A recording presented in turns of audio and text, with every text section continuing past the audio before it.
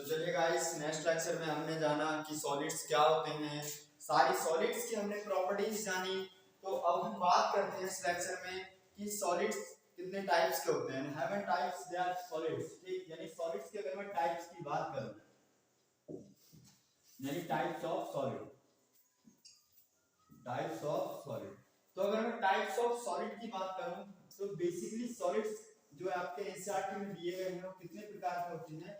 दो प्रकार के। नंबर फर्स्ट तो होता है क्रिस्टल सॉलिड,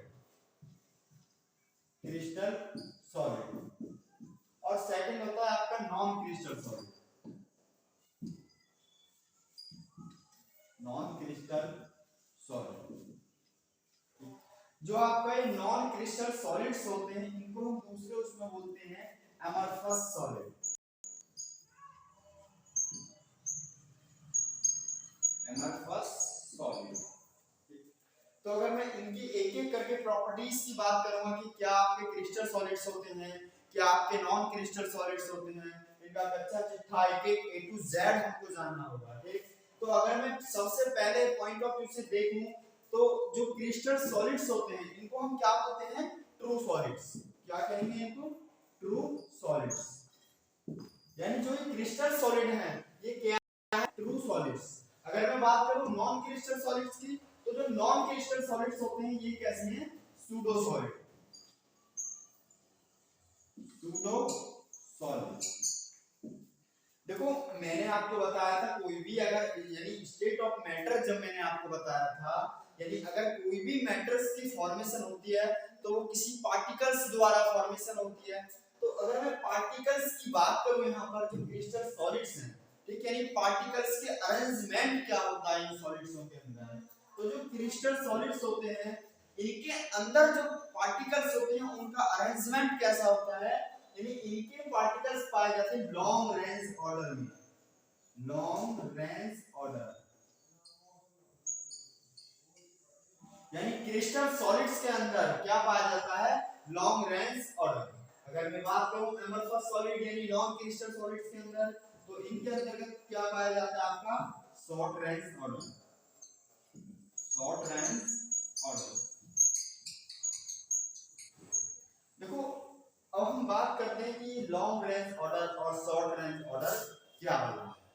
तो देखो जो एटम्स होते हैं यानी एटम्स का जो अरेंजमेंट होता है लॉन्ग रेंज ऑर्डर में वो क्या पाया जाता है? एक पर्टिकुलर ग्रुप में पाया जाता है। अगर मैं बात करूं शॉर्ट रेंज ऑर्डर की तो शॉर्ट रेंज ऑर्डर में कोई भी जो एटम्स होते हैं उनका अरेंजमेंट एक पार्टिकल ग्रुप में नहीं पाया जाता। कैसे? यानी जैसे अगर मैं बात करूं कोई हमारा सॉलिड की फॉर्मेशन हुई है, मान लो कोई हमारा पॉजिटिव और नेगेटिव यानी एक कैटायन और एक एनायन से कोई क्रिस्टल फॉर्मेशन है, तो देखो पहले अगर पॉजिटिव मिल रहा है तो फिर नेगेटिव, फिर पॉजिटिव, फिर नेगेटिव। सेम प्रकार अगर मैं नीचे को चलूं तो जो नीचे जाने पर हमको क्या मिला है? Positive, negative, positive, negative.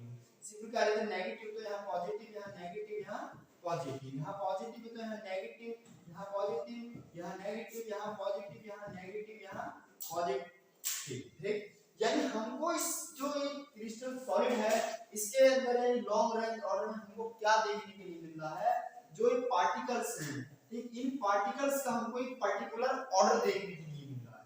यानी ये पार्टिकल्स एक पर्टिकुलर अरेंजमेंट में लगे हुए हैं, ठीक। अब मैं अगर बात करूं शॉर्ट रेंज ऑर्डर की तो शॉर्ट रेंज ऑर्डर में कोई भी पर्टिकुलर ऑर्डर यहाँ पर नहीं पाया जाता है। यानी कैसा भी पार्टिकल, कोई भी पार्टिकल कहीं पर भी पाया जा सकता है।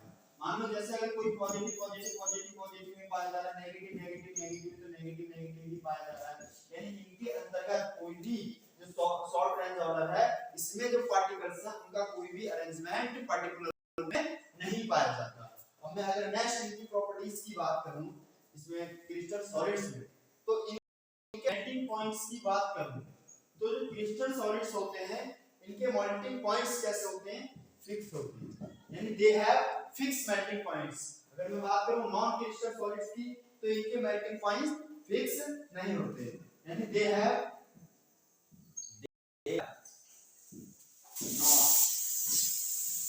Not fix melting point.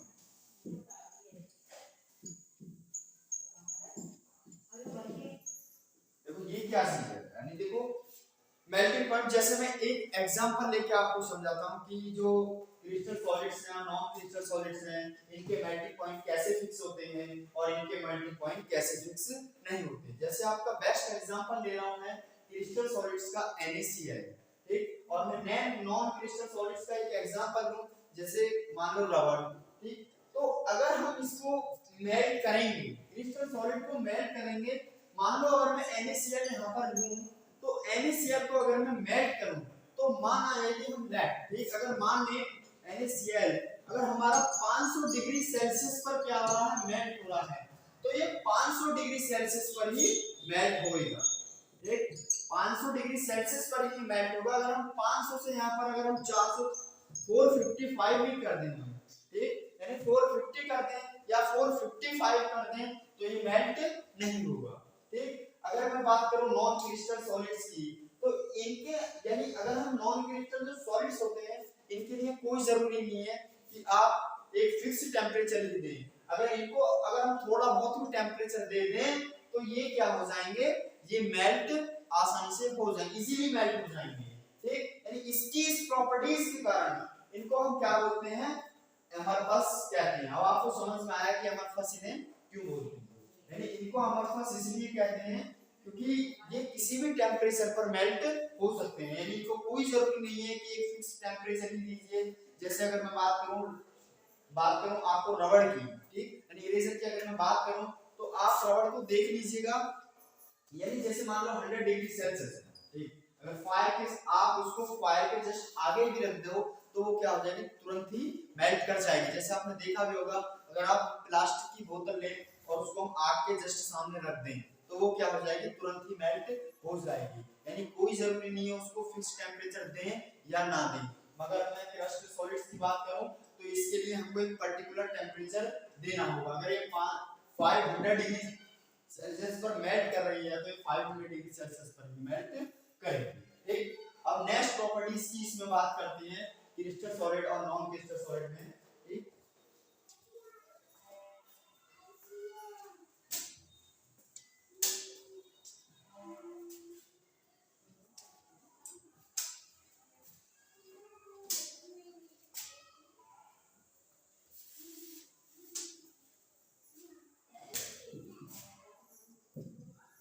Crystal solid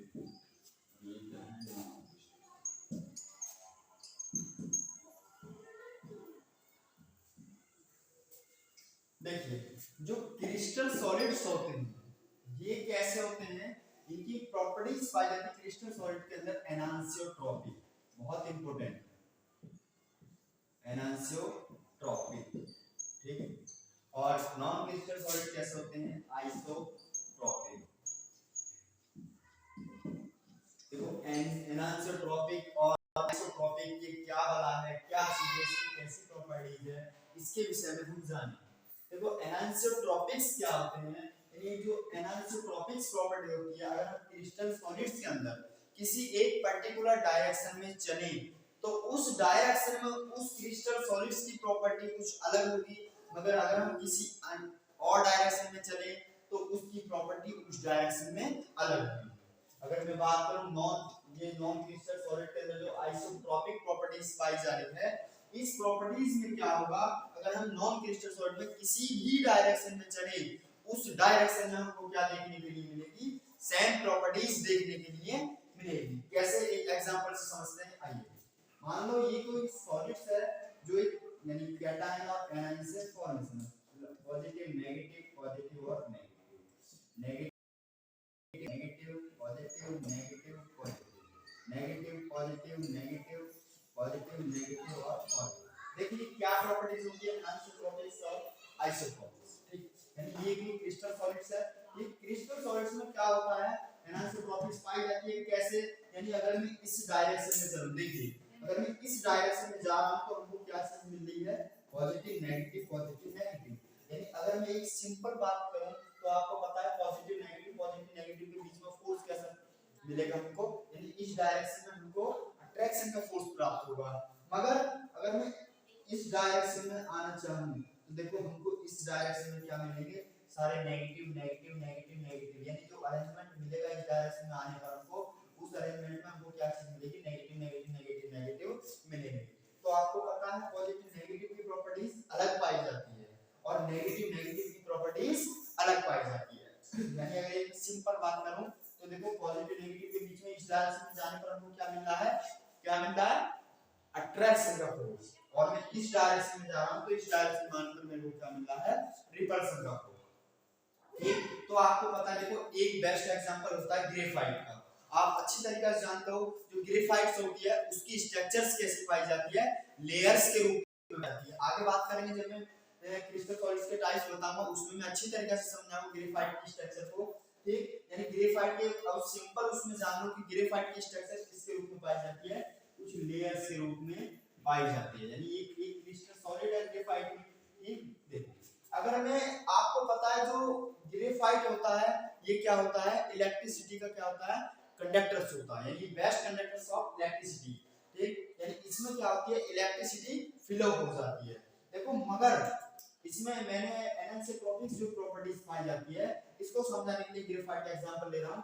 यानी अगर मैं ग्रेफाइट की इस डायरेक्शन में चलूं तो हमको कोई भी इलेक्ट्रिसिटी फ्लो नहीं होगी, मगर अगर मैं ग्रेफाइट की इस डायरेक्शन में चलूं तो इस डायरेक्शन में जाने पर क्या होगा, इलेक्ट्रिसिटी फ्लो हो जाएगी। तो यानी देखो इस डायरेक्शन में हमको अलग प्रॉपर्टीज मिल रही है, इस डायरेक्शन में जाने पर कोई इलेक्ट्रिसिटी फ्लो नहीं हो रही थी, मगर अगर इस डायरेक्शन में जा रहा हूं मैं तो इलेक्ट्रिसिटी फ्लो हो जा रही है। तो इसकी इस प्रॉपर्टीज के कारण इसमें कौन सी प्रॉपर्टीज पाई जाती है क्रिस्टल सॉलिड में, एनांसियोट्रॉपिक्स। अब मैं बात करूं आइसोट्रॉपिक्स की, तो आइसोट्रॉपिक्स में जब अरेंजमेंट उनका सही नहीं होता तो किसी भी डायरेक्शन में आप चले जाइए उसी डायरेक्शन में आपको सेम प्रॉपर्टीज मिलेगी, चाहे इस डायरेक्शन में जाइए, चाहे इस डायरेक्शन में जाइए, चाहे आप इस डायरेक्शन में जाइए, यानी आप किसी भी रास्ते हो उस डायरेक्शन में आपको क्या मिलेगी, अलग अलग प्रॉपर्टीज देखने के लिए